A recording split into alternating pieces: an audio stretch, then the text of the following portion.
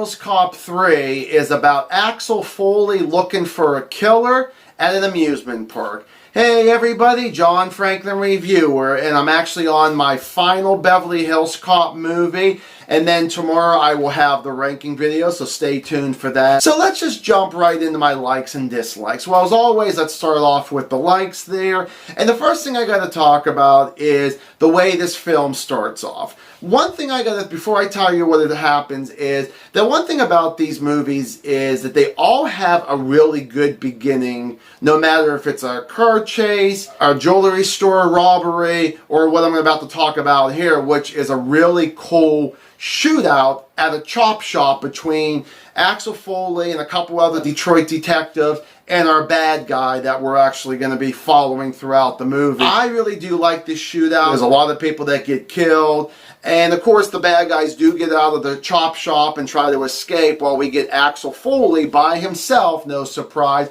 who jumps into a car and he starts going and shooting at the bad guys. The bad guys are shooting at him, and it just makes me laugh that, like, maybe the passenger side door gets blown off, the passenger side seat gets blown out of the car, and there's no hood, so the bad guys could just shoot on the engine there and maybe catch on fire, and that would be one way that they could escape if they wanted to. The way that they do escape I thought was really stupid, but you have seen it before, so a bit on the cliche side. Once again, Eddie Murphy is the saving grace of all three of these movies. I really do enjoy him. Once again, he's funny as hell in this. Love the action scene, love his dialogue. I definitely enjoyed the story, definitely love the direction. There were definitely some really cool camera shots that I really did like by the director. Definitely like the script. Now back on to other actors, is we're going to talk about Billy once again, played by Judge Reinhold, where I think this is the best that he does. The first two he's okay in, but I feel like he does such a good job in this one. There's another character, I cannot remember his last name, but there's another character who named John, and the thing is that, okay, we don't have Taggart in this, and this guy is kind of his own person, but also sort of has that Taggart feel to him almost a little bit, like he's kind of an older cop.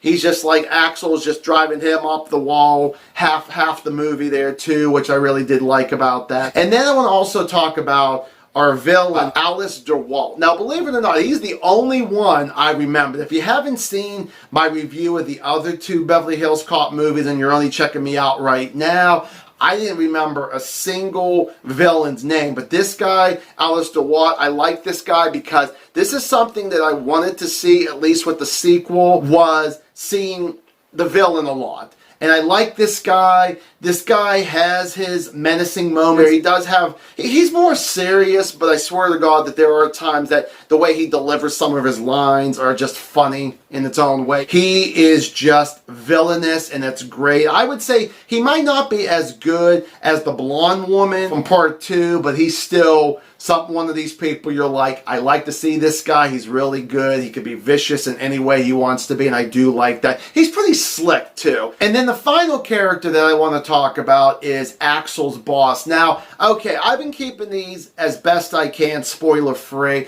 I'm going to spoil a little bit here because once again, he actually has a small part in this, but unfortunately, he gets gunned down at the chop shop by our bad guy. So the thing is that we actually have to have Eddie Murphy going after this guy, which at first he doesn't actually know the bad guy's name, but once he realizes who it is, he gives him so much hell because of gunning down his boss. But I did like his final line where it was like, Axel, are you on a coffee break? Go get that son of a bitch. And I really did like, I thought for someone who I really liked from the beginning with this series, I think he went out with a bang with that final line. Then we're going to talk about the amusement park, Wonder World, which is pretty much a Disney ripoff.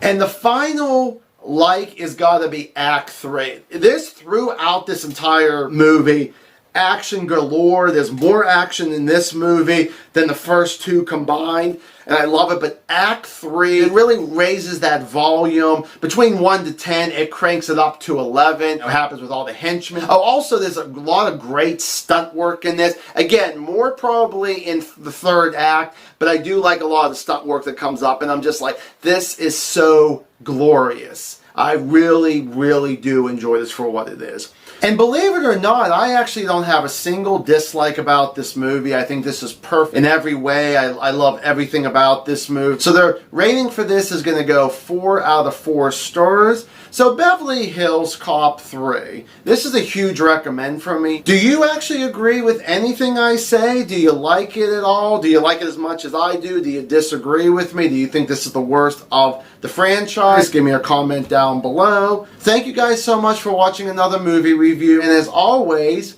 please like if you enjoyed this video. Please subscribe. And as always, stay awesome.